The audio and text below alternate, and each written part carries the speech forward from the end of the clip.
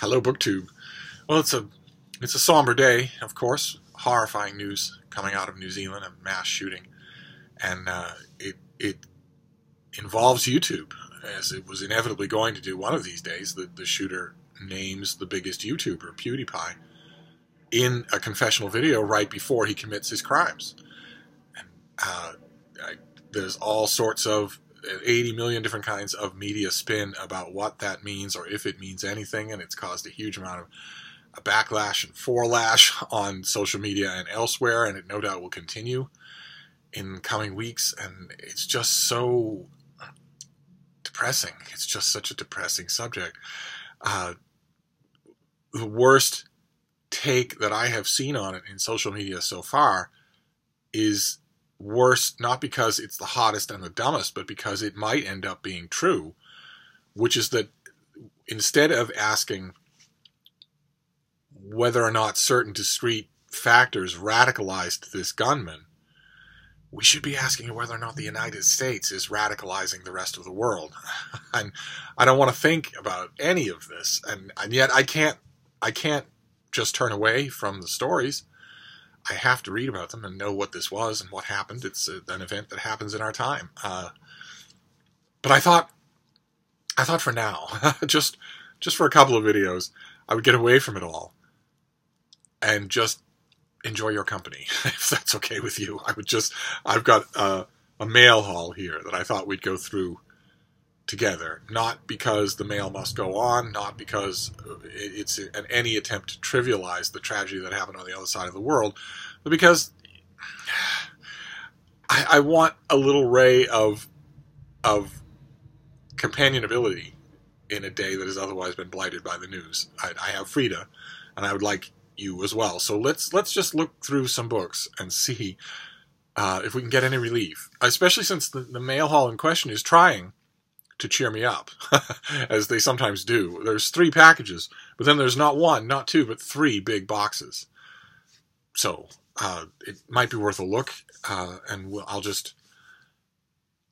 I will stay attuned to this story. I will watch for future developments, and I will read all of the heartbreaking survivor stories, because there were 49 people killed, but there were dozens of people wounded, and of course everyone who lost someone has a tragedy that they can either voice or not. And one thing that's underscored by this whole thing is that none of us are safe anywhere, and that is really scary. But anyway, let's look at the mail and see if it can't cheer us both up. This first one is light as a feather, just light as a feather. Oh, okay. Well, okay, it's light as a feather because it's not the whole thing. It's okay. The publication date here is September, and in September it will be 175 pages long. This is just a little pamphlet. It's a graphic novel of Animal Farm, and this is just a tiny little thing. It's just to give you a sample of the artwork in full color, so that's nice. But you won't be able to see the whole of it until September. Okay, so Animal Farm is getting a graphic novel treatment. I will probably ignore this little teaser thing because I'm going to read it anyway. I'm going to read the whole thing anyway. Okay, so that's a kind of a low-key start. That's fine.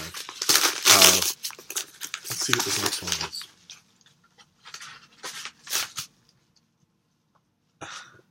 Frida and I went on a very long walk again today. Neither one of us are in summer shape. That was obvious. We've both been keeping fairly close quarters in the middle of winter. She doesn't like it any more than I do. So we will be going on longer walks. I confess that just like with these videos, I went on a longer walk with her mainly just to enjoy her company. She has no idea about tragedies that happen in the world, and that can be very refreshing. I'm sure those of you who hang out with dogs will know what I mean. This next one is also trying to please me. It is trying to cheer me up. This is due in late May. It is Shark Beach by Chris Jameson. This is trying to cheer me up. The tagline is, "They're in for a killer vacation." And it's a novel about a dream getaway that is about to turn into a living nightmare. Rick and Corinne Scully and their kids have visited Florida's Captiva Island many times. This year, they've brought along their best friends who can't wait to finally experience the place the Scullys call Paradise on Earth. Strongly recommend the Florida Keys to any of you who haven't been there. But this vacation is turning out to be a lot different than planned. The Scullys never expected the rowdy college spring breakers renting the house next door, or a hurricane that would sweep through the Gulf Coast, or the century-old shipwreck that washed up on the shore. They never knew about the military research being done at a nearby Marine Institute, and the test subjects that escaped during the hurricane. 3 guesses what the test subjects are. The first 2 don't count. In the aftermath of the storm, the Scullys and their friends will try to salvage what's left of their time at the beach. They believe it's safe to go back in the water, but they're dead wrong. And of course, the reason it's not safe to go back in the water is because it's never safe to be in the water. That's where sharks are. So, no way you're going to tell anybody that. No way you're going to convince humans that the world isn't there for them.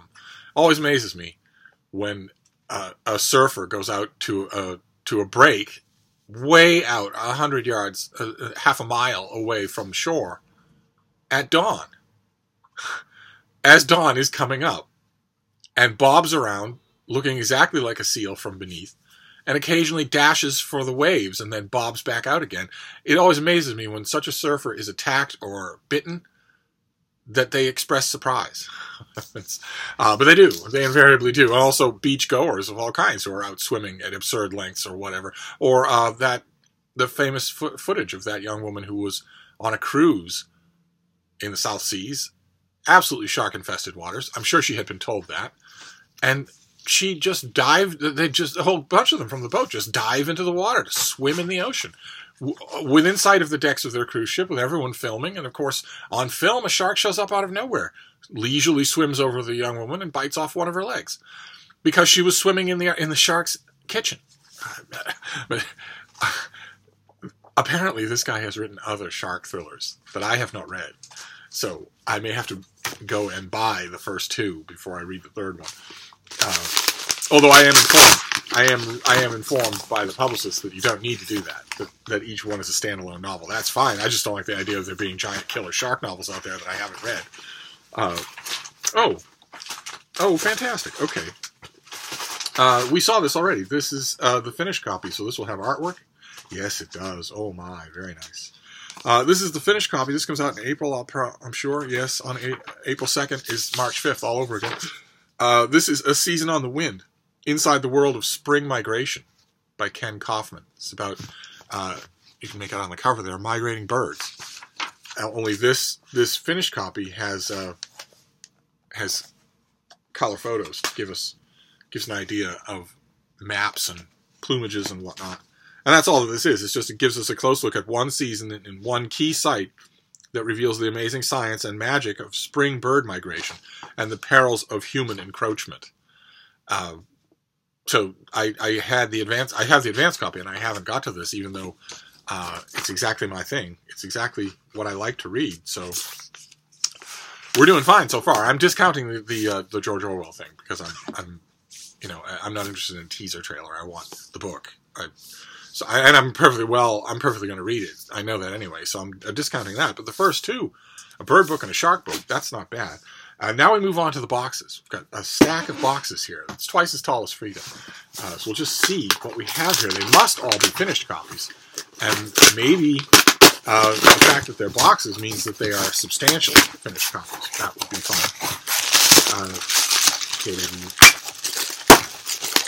I don't want you eating plastic, little girl. Not that I think you would. I don't think she would. I don't think she would eat plastic. She seems to have a remarkably good head on her shoulders. Oh, fantastic. Okay, they're wedged in the box. There you go. Fantastic. Okay.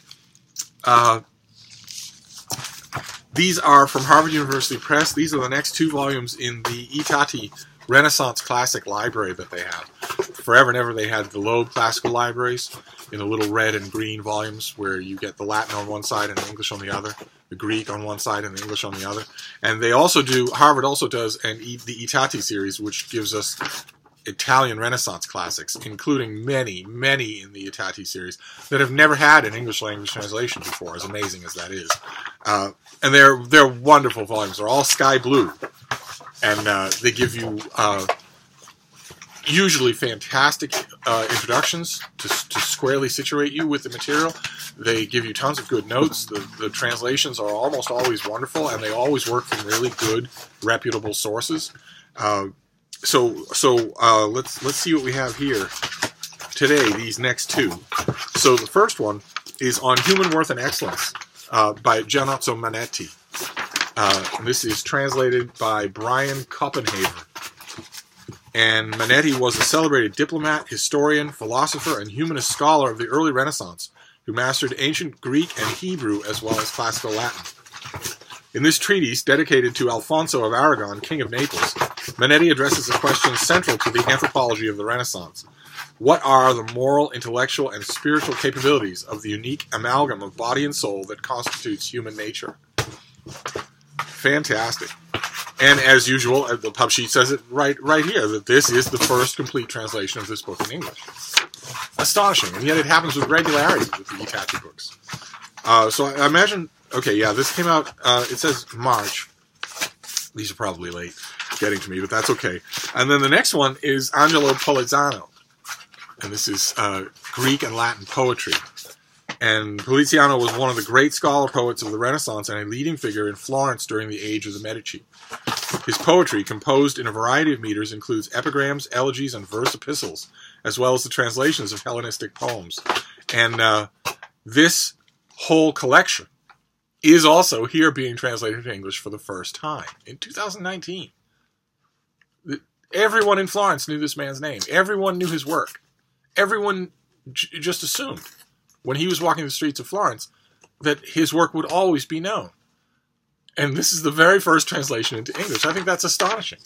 And these two, it just so happens that these two Itati library volumes that I got today are both first-time translations. That's wonderful. Absolutely wonderful. All right, so that's fantastic. All right, let's move on. Let's move on to this next box. What have we got here, baby bean?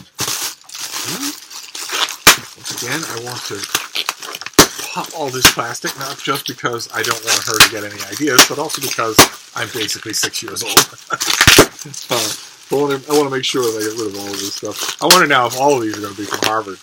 They all have a uniform packing, and I'm on Harvard's list, so it could be fine by me if it is. I was just thinking the other day how long it's been since I got a big oversized art book on this channel. It's been quite some time. It looks like this might be one of them. What is this? Oh, okay. All right. This mail haul is trying really hard to cheer me up. I must admit. This is trying really hard to cheer me up. This is not from Harvard. This is from the Metropolitan Museum of Art in New York City. And it is The Tale of Genji illustrated. It's a Japanese classic illustrated. A great, big, heavy, gorgeous thing that illustrates The Tale of Genji. Wow.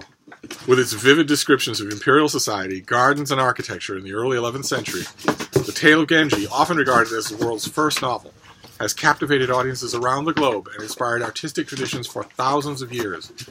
Scenes from the tale adorn lavish screens, robes, lacquer boxes, incense burners, games, and even palanquins for transporting young brides to their new homes. And there were also many, it's not just that illustrations were put on things. The novel, illustrated versions of the novel also were completely in vogue. Sometimes chapter by chapter. A separate book for each chapter. This handsomely designed and profusely illustrated book introduces the outstanding art associated with Genji, while exploring the tale's wide-ranging influence on Japanese culture, design, aesthetics, and the modern era. Oh, fantastic. Fantastic. Britta Bowler and Sean the Book Maniac, two of my favorite BookTube channels, conspired on Skype to have a read-along of the Tale of Genji that they'll be doing on their channels. And they conspired on Skype because their main objective was not to read Genji, but to exclude Steve. And they did that. the Metropolitan Museum of Art is at least thinking about me. Now, all that I want to know now that I know what this is, and that's fantastic, this goes right to the head of the list. Pretty much the only thing that could bump an E-Tatty Library Classic off the top of the list would be this. But now, all I want to know is this in connection with an exhibit at the Met? Is there going to be a Genji exhibit at the Met? Let's see here. Yes, there is. It's going on now from March 5th until June 16th. There is a Genji exhibit at the Met. Okay. All right, so some of you will know, probably a lot of you will know, that I am, in addition to being a prolific book reviewer, I'm also the editor of a literary journal, an online literary journal, Open Letters. Britta Bowler is also an editor on that channel. And I feel certain we publish reviews, not just book reviews, and they don't have to be just my reviews. So far, right now, it's mostly me and Irma Hellman holding forth on every book under the sun, because we are far older than anyone else on the site. But it doesn't have to be that. Reviews of anything are welcome. And it's a very respectable crew that you're in. Our masthead has a lot of respectable names on it. It's not a bad name to be associated with, especially if you're breaking into book reviewing, to writing about things. So, if you are an art student in New York City, and you want to try your hand at reviewing a museum exhibit, I now know of one. I now know of one that you could go and review. In fact, it doesn't have to be this one. It could be anything in any museum. But now I know that there's one that I would, under ordinary circumstances, once upon a time, I would have immediately arranged care for my dogs, and I would have gone to New York just to see this, had supper with friends, maybe taken a movie, maybe down a bottle of wine or two, and then just take the train back home. I don't know that I will do that now, but one of you could go and review this show for me and try your hand at it. I will help you every step of the way. I will help you. And also, I will reimburse you for the cost of the show. If a workable review results, I will reimburse you for your ticket. So you might want to think about it. And not just for this show at the Met. I'm perfectly capable of handling Genji on my own, but just it's a perfect opening to mention it. Okay, and then we'll do this last one. This last one has a totally impossible job in front of it. We've got a bird book. We've got a shark book. We've got Italian Renaissance classics in English for the first time. And we have a gigantic illustrated version of the Tale of Genji. Tons of essays. So I don't know what this could possibly do to even hold steady. But we'll give it a try. It's the last thing for this mail haul, so we'll see. We'll see what this is. I don't think anybody has a retrospective going on right now with Pogo by Walt Kelly, or Prince Valiant, or Norman Rockwell, or Sir Edwin Landseer.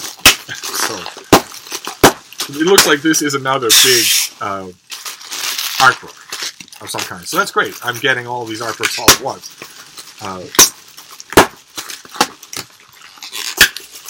Okay, let's see what this last one is.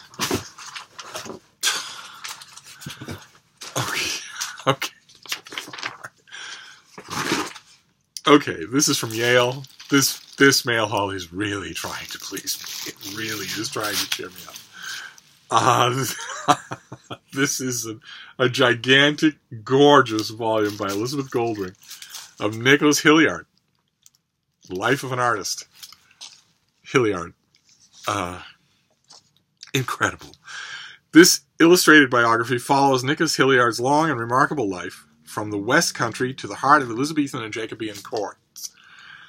It showcases new archival research and stunning images, many reproduced in color for the first time.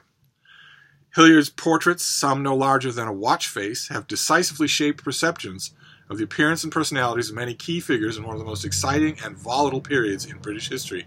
His sitters included Elizabeth I, James I, Mary Queen of Scots, Sir Francis Drake, Sir Walter Raleigh, and a bunch of other people. He counted the Medici, the Valois, the Habsburgs, and the Bourbons among his continental European patrons and admirers. And this is published to mark the 400th anniversary of his death. And I have only read one other Nicholas Hilliard biography, and it certainly wasn't a big, all stops pulled out production like this thing. Unbelievable. Okay. Okay, well, I can't fault the mail haul. This has been a depressing day, but the mail has certainly tried to pick me up. That's great. So once again, I want to know, is this connected with an exhibit? Is this... It's published in association with the Paul Mellon Center for Studies in British Art, and it comes out in early April, but it doesn't look like it's connected with an exhibit of any kind. It doesn't matter, though. It's a biography of Nicholas Hilliard, so okay. All right, so that's our mail. That's our mail for today, and that was just about the best mail haul I've had this year so far, and on a day when I really needed it. Okay, so these are all fantastic. We've got an illustrated biography of Nicholas Hilliard, the first full-length, oversized, soup-to-nuts thing of its kind that I have ever seen. We have a gigantic, illustrated Tale of Genji with what sounds like lots of essays about it, too, from leading scholars. That is great.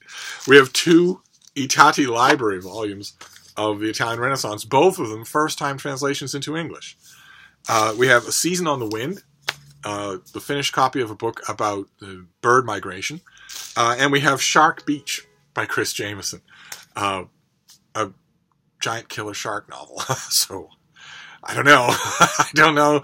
I know there are no dead Kennedys, there are no dogs, but mail hauls don't get more Steve-ish than this. So I'm gonna count my blessings. I'm really happy for these books, and I'm really happy for your company as well. So if I can buck myself up, I will make another video, a Friday Reads video at least. If not, we'll resume tomorrow. But either way, thank you, BookTube. I'll see you soon.